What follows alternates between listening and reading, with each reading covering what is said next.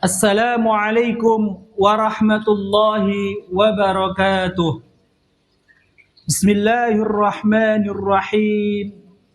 Alhamdulillahi ahya wa amata wa adhaka wa abka. Wassalatu wassalamu ala sayyidina Muhammadil Mustafa wal Mujtaba wa ala alihi wa sahbihi ahli sidqi wal wafa. Amma ba'du. Allahumma alhimna ilman nafhamu bihi awamiraka wa nawahik warzuqna fahman na'lamu bihi kaifa nunajika ya rabbal alamin. Hadirin hadirat yang dirahmati oleh Allah Subhanahu wa ta'ala.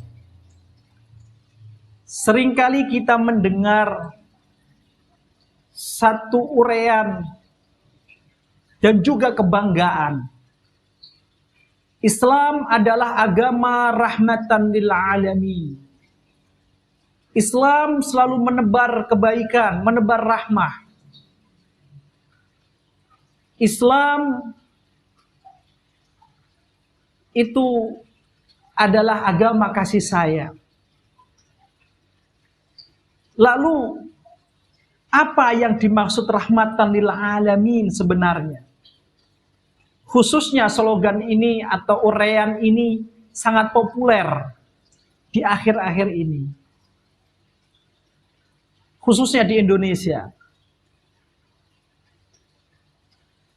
Oleh karena itu, kami merasa ada satu makna rahmatan lil alamin yang pernah dipresentasikan oleh ulama Nusantara, guru daripada segala guru ulama di Nusantara ini, yaitu Syekh Muhammad Ibn Umar Nawawi Al-Jawi,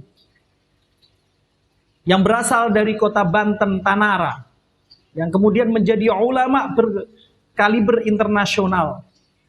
Beliau wafat tahun 1316.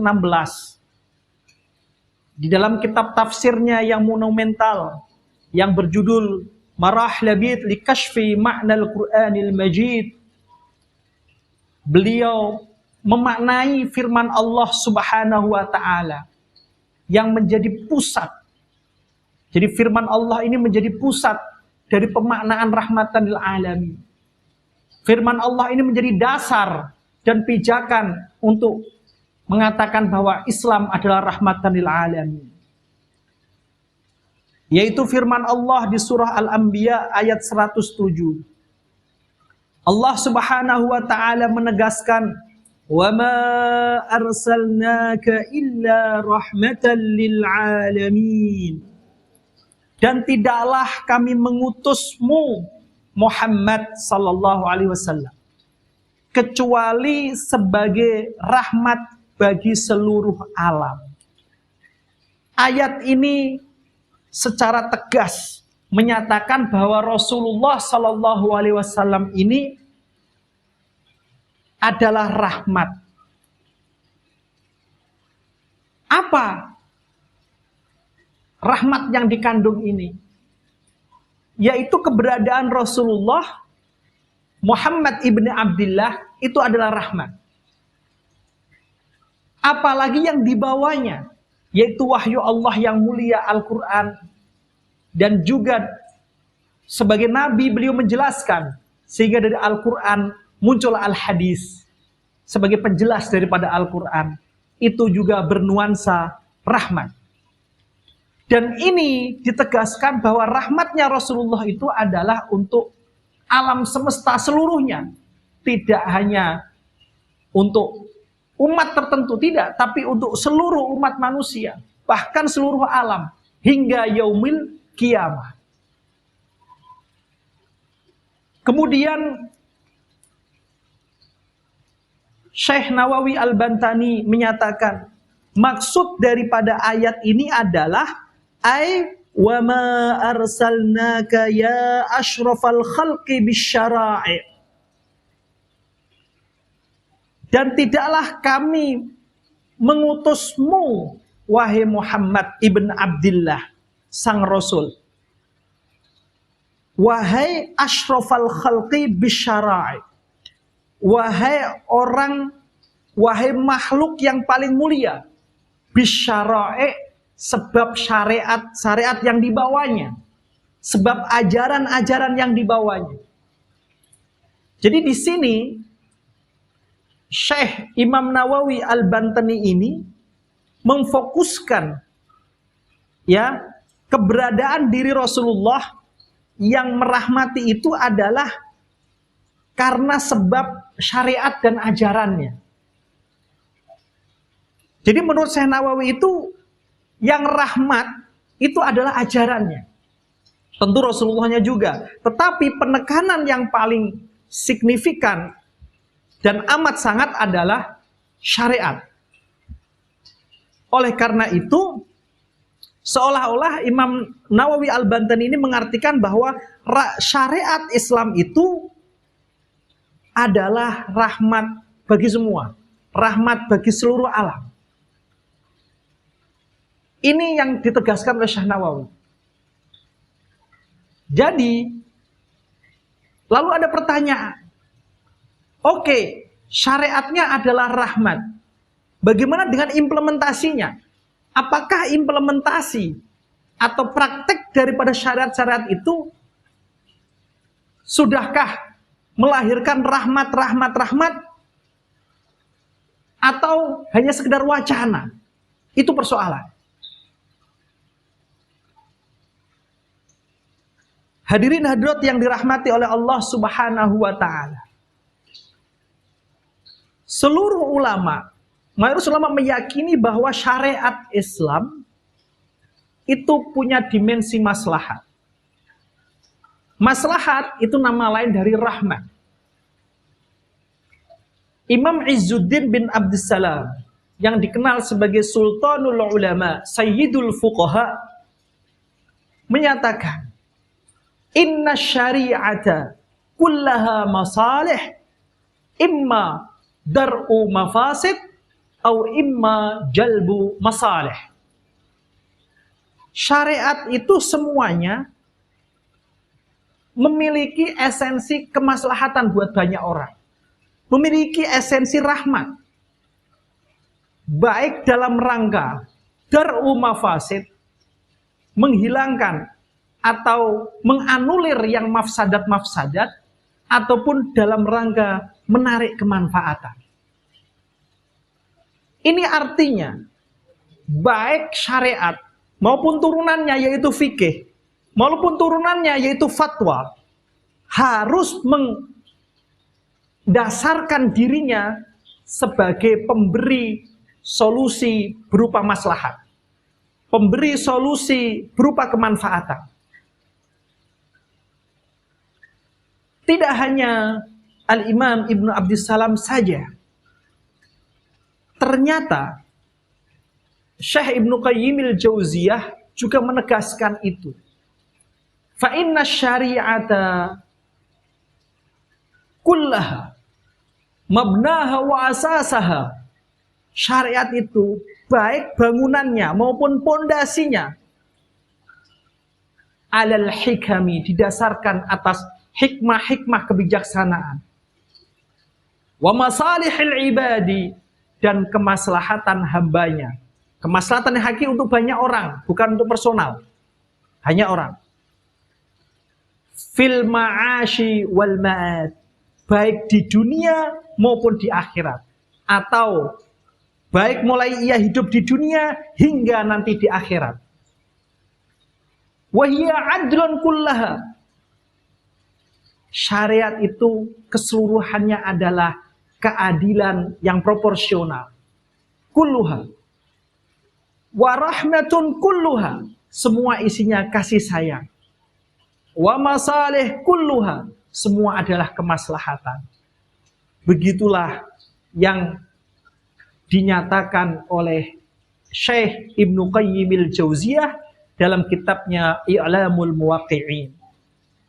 Jadi bahwa ayat wa ma arsalnaka ini menunjuk kepada Rasulullah sallallahu alaihi wasallam, dan tidaklah aku mengutusmu Muhammad Mungkin bisa dikatakan, dan tidaklah aku menurunkan syariat ini illa rahmatan lil alamin, kecuali sebagai rahmat bagi seluruh alam semesta. Maksudnya apa? Illa rahmatan lil alamin di sini. Syekh Nawawi melanjutkan, Syekh Nawawi Al-Bantani melanjutkan, ai illa li ajli rahmatina lil alamina qatibatan fid dini wad dunya.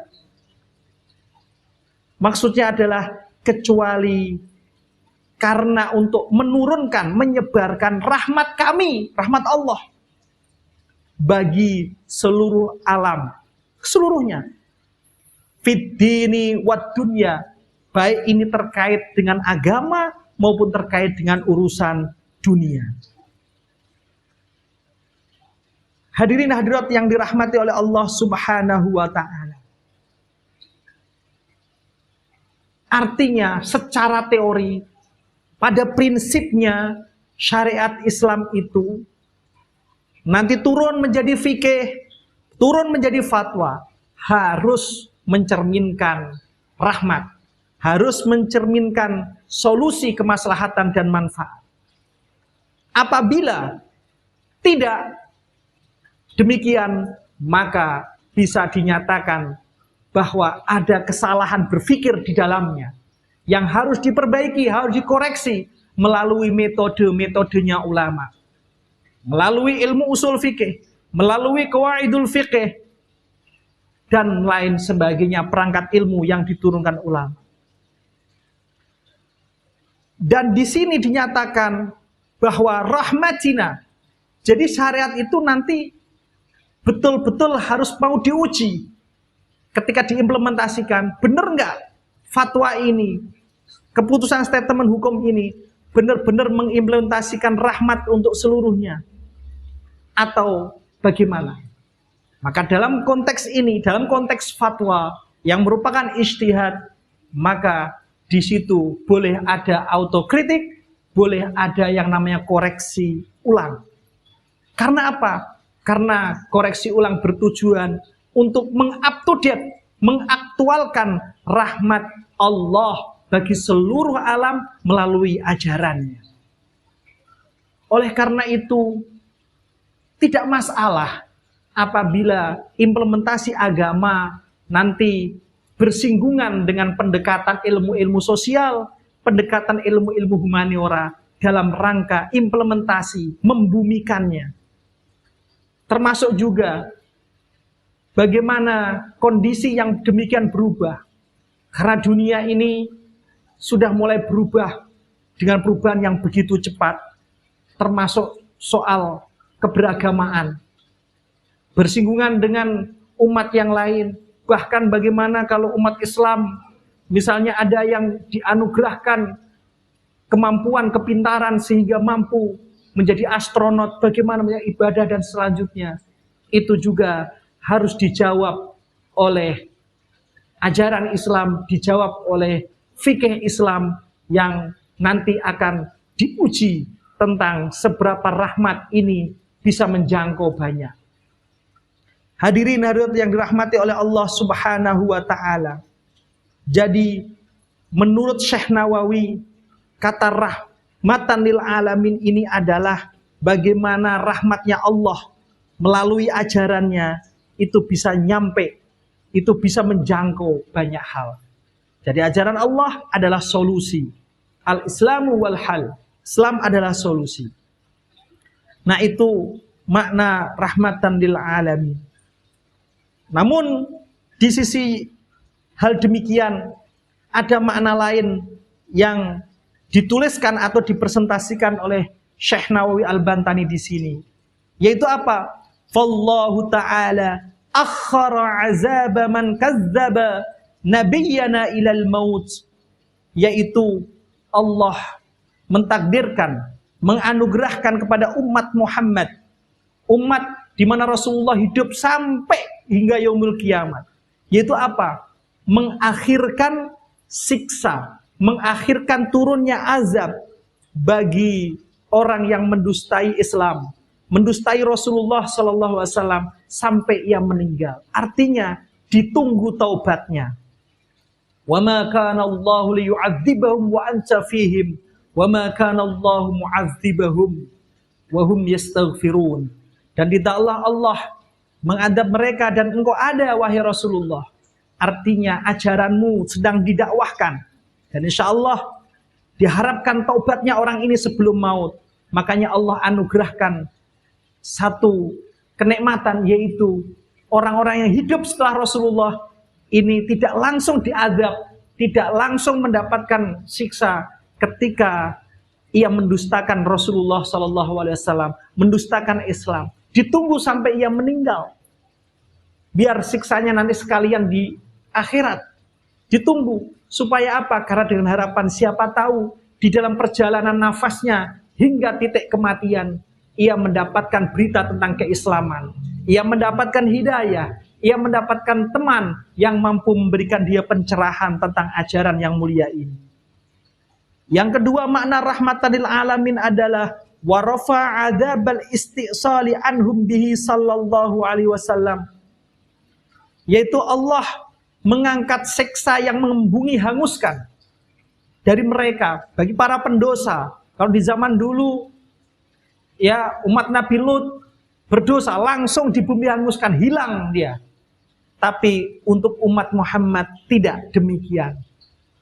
Oleh Allah tidak diberikan kepada orang yang hidup setelah Nabi Muhammad sampai yaumul qiyamah azabal istisal, yaitu siksa atau azab yang menghanguskan, melenyapkan selenyap-lenyapnya. Tidak.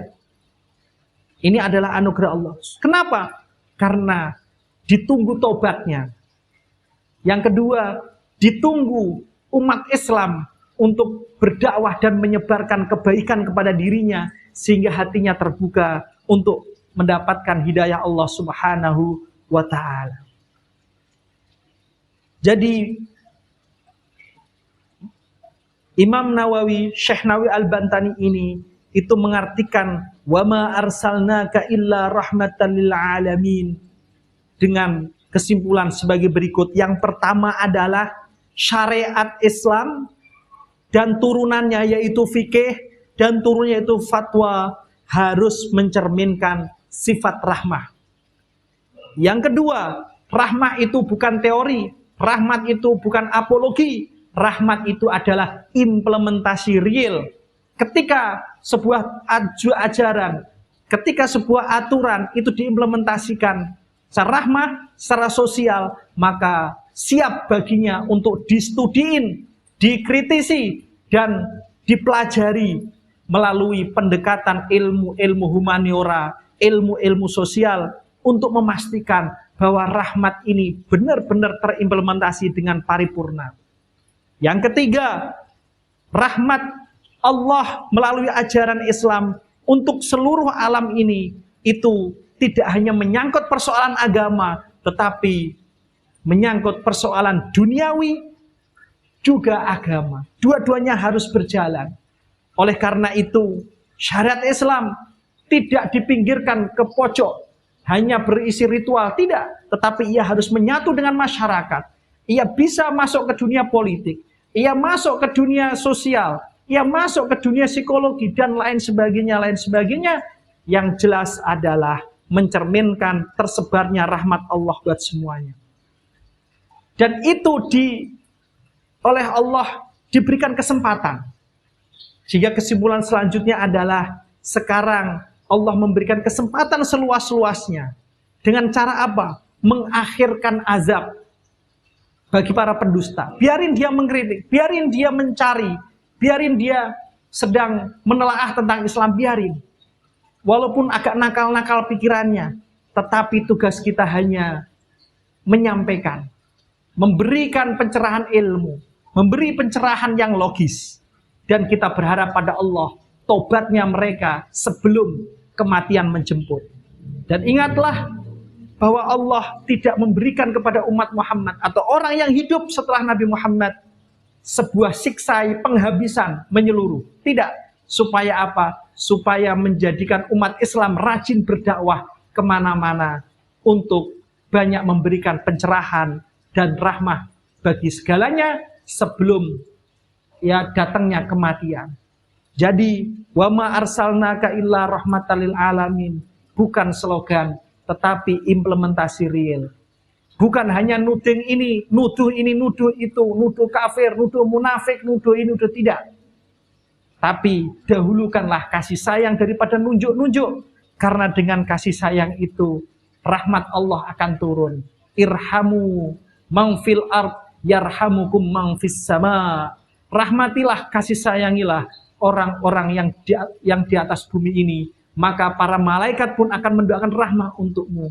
Ar-rahimuna man yarhamuhumur rahman. Orang-orang yang rahim, orang yang rahmat itu akan senantiasa mendapatkan kucuran rahmat dan anugerah dari Allah Subhanahu wa taala baik di dunia hingga nanti di akhirat kelak. Wallahu a'lam bissawab. Wallahul muwaffiq ila aqwamit thariq. Wassalamu alaikum warahmatullahi wabarakatuh.